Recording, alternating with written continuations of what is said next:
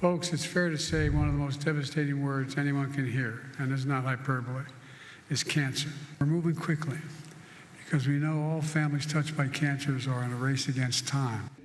That was former President Biden launching his Cancer Moonshot Grant initiative last summer in honor of his late son, Beau, who died from glioblastoma, a form of brain cancer, in 2015.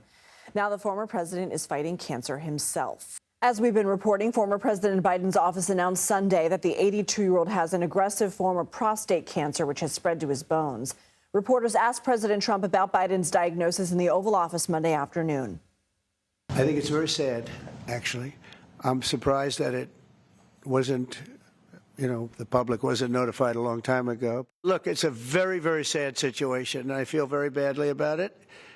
And I think people should try and find out what happened. For more, let's bring in Dr. Jamin Brahmbhatt. He is a urologist and surgeon at Orlando Health. Doctor, thanks for being here. Former President Biden's office says the cancer has spread to his bones. How common is that? How much more serious does that make his case? Yeah, this is definitely sad. Like the president just said, this is definitely a shocking news. But in my office, I diagnose so many men with prostate cancer every single week. Over 300,000 men a year are diagnosed with prostate cancer.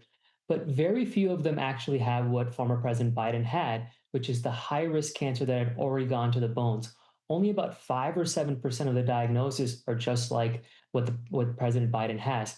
So this is a very aggressive form of cancer, which has gone into the bones with a shortened life expectancy. Only about 37% of individuals have a 5-year life expectancy when they have this type of diagnosis. So it is extremely shocking that our former president has this for the general public. But for me, as a clinician, provider, surgeon, urologist, this is news that I'm giving every single day to our patients. What are some of the available treatment options? So the good news is because there's so many men that have prostate cancer, there's a lot of treatment options.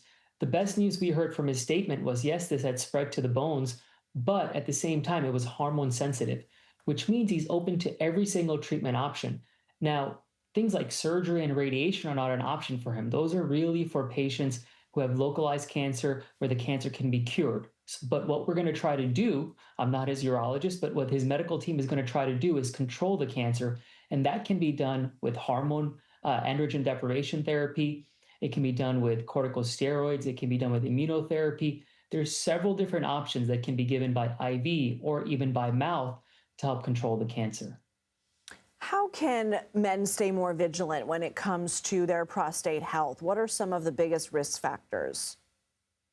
Well, the first thing I tell my men that come to the office that I've diagnosed, I ask them if they have any men in their family, especially if they have sons or if they have a father, because there is a higher risk of prostate cancer when you have a family history.